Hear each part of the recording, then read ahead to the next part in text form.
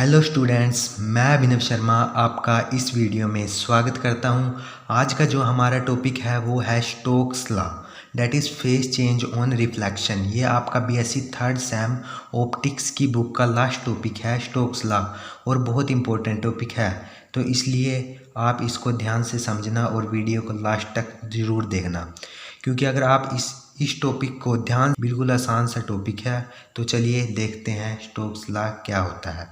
Stokes law क्या कहता है कि जब कोई लाइट वेव रिफ्लेक्ट करती है डेंसर मीडियम से, तो वो सफ़र करती है फेज चेंज पाई का, या फिर कह सकते हैं कि पाथ क्या होगा, उसका पाथ डिफरेंस होगा λ/2।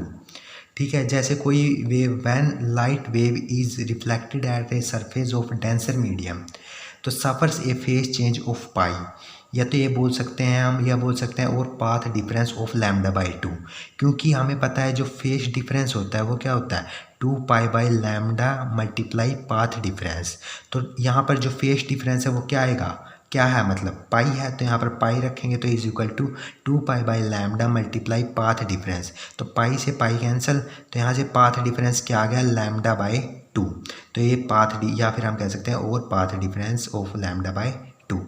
ओके, अब इसका डायग्राम देख लेते हैं कि डायग्राम्स की हेल्प से समझेंगे हम इसको। जैसे हमारे पास क्या है, हमारे पास ये एक मीडिया है, ओके, जो मतलब एक ऊपर हमारे पास रेयर मीडियम है, नीचे हमारे पास डेंसर मीडियम है। ये मीडियम 1 है, ये मीडियम 2 है हमारे पास, जो ये नॉर्मल है हमारे पास। जो मीडियम फर्स्ट का हमारे पास रिफ्लेक्टिव इंडेक्स है वो हमारे पास μ1 लिया हमने, और मीडियम 2 का रिफ्लेक्टिव इंडेक्स लिया μ2।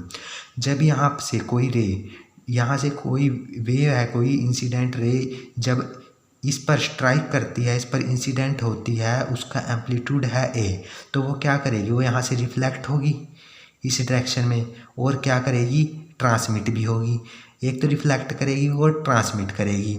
अब जब उसका एम्पलीट्यूड ए है तो वो AR1 क्या होगा, उसका रिफ्लेक्शन करेगी वो, और यहाँ पर ट्रांसमिट करेगी, ट्रांसमिट टूवर्ड नॉर्मल की तरफ डेंसर मीडियम में, जब रेयर से वो डेंसर में जाएगी।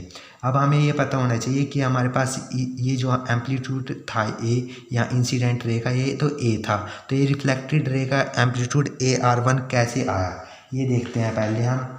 जैसे कि हम जानते हैं कि जो हमारे पास एक फॉर्मूला होता है, क्या होता है वो फॉर्मूला, कि रिफ्लेक्टेड कोफिशिएंट, जो ये रहा, reflecting coefficient is equal to amplitude of reflecting wave upon में total amplitude of incident wave. तो यहाँ पर जो रिफ्लेक्टेड कोफिशिएंट हमने मानना हुआ है R1 और T1, R1 और T1 हमारे पास रिफ्लेक्टेड एंड ट्रांसमिटिंग कोफिशिएंट है। ये आप यहाँ से देख सकते हैं, ये हमने लिया है R1 and T1 be the reflected and transmitting coefficient when light goes from one medium to second, ये 1 मीडियम टू सेकंड में, रेयर टू डेंसर में। तो हमारे पास होता है जो रिफ्लेक्टेड कोफिशिएंट होता है वो R1 है हमारे पास, वो amplitude of reflected wave upon में total amplitude of incident wave.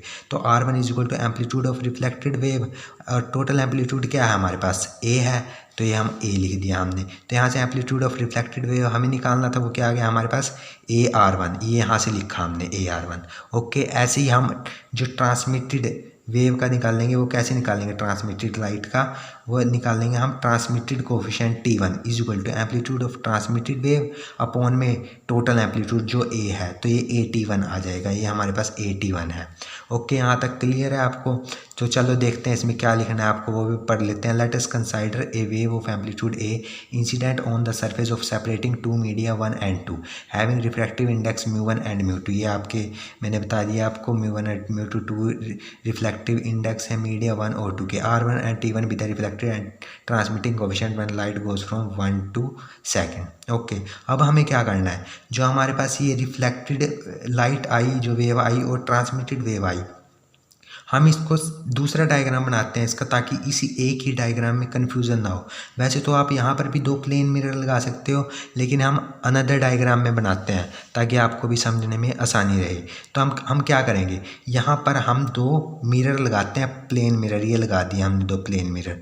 Okay, अब क्या करेंगे, जब ये ऑप्टिकल रिवर्सिबिलिटी का एक प्रिंसिपल होता है कि क्या होता है वो, जब प्लेन मिरर से कोई लाइट टकराएगी तो वो रिट्रेस करेगी अपना पाथ।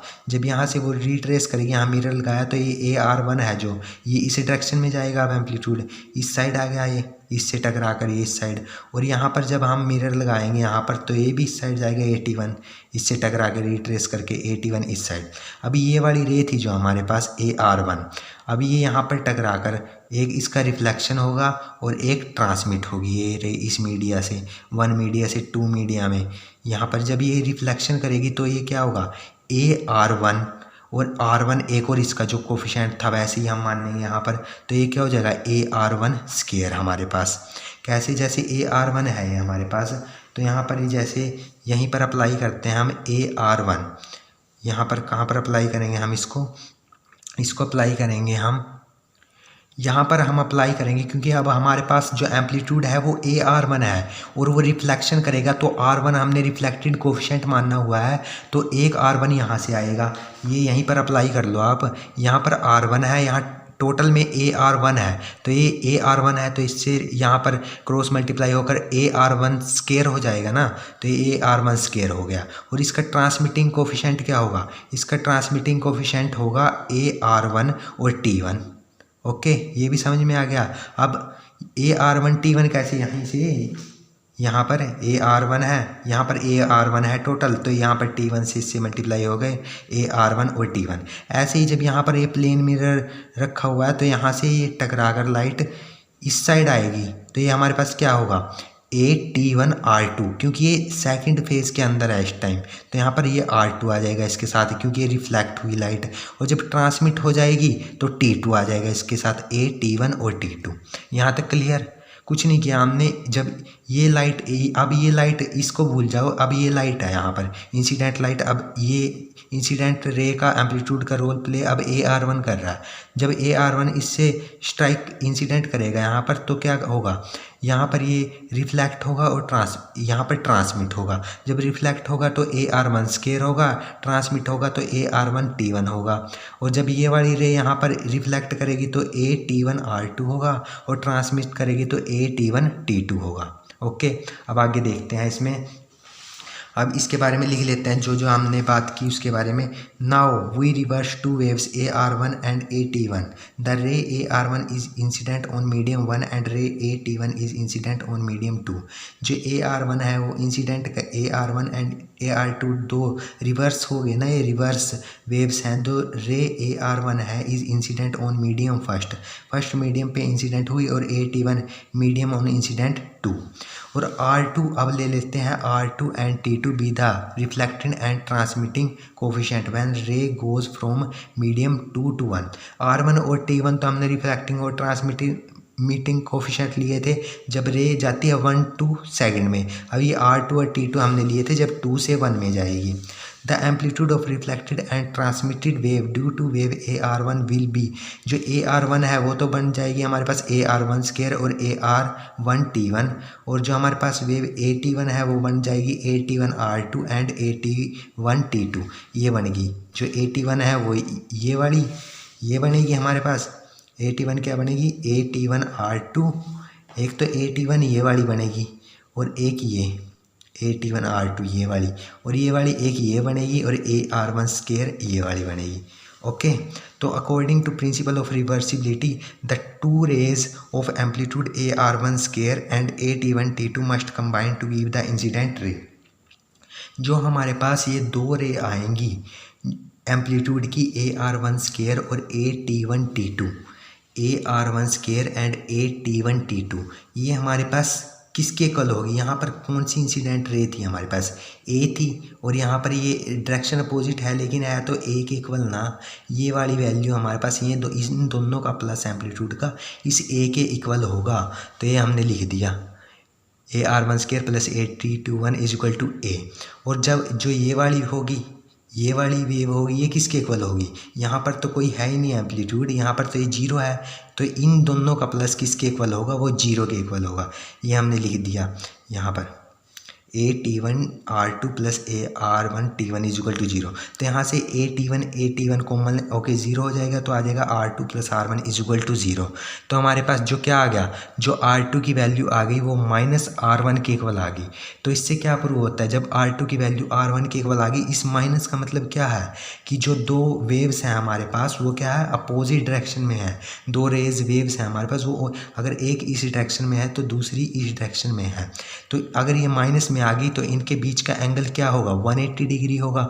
वही हमें प्रूव करना था कि उसका जो फेज डिफरेंस होगा वो 180 डिग्री होगा, 180 होगा मतलब। जो हमारे पास फेज डिफरेंस है वो हमारे पास पाई हमने प्रूव कर लिया। तो अब क्या है, it is found that the ray reflected from denser medium suffer a phase change of phi and no phase occurs when reflection take place from rare medium. तो हमारे पास जो रे रिफ्लेक्ट होगी फ्रॉम डेंसर मीडियम से, वो जो सफ़र का फेज चेंज आएगा उसमें वो पाई का आएगा, और कोई भी फेज चेंज हमारे पास तब नहीं आएगा जब वो रिफ्लेक्ट करेगी रेयर मीडियम से। हमारे पास फेज चेंज पाई तभी आएगा जब वो डेंसर मीडियम से रिफ्लेक्ट करेगी। तो ये हमारे पास स्टोक्स लॉ था।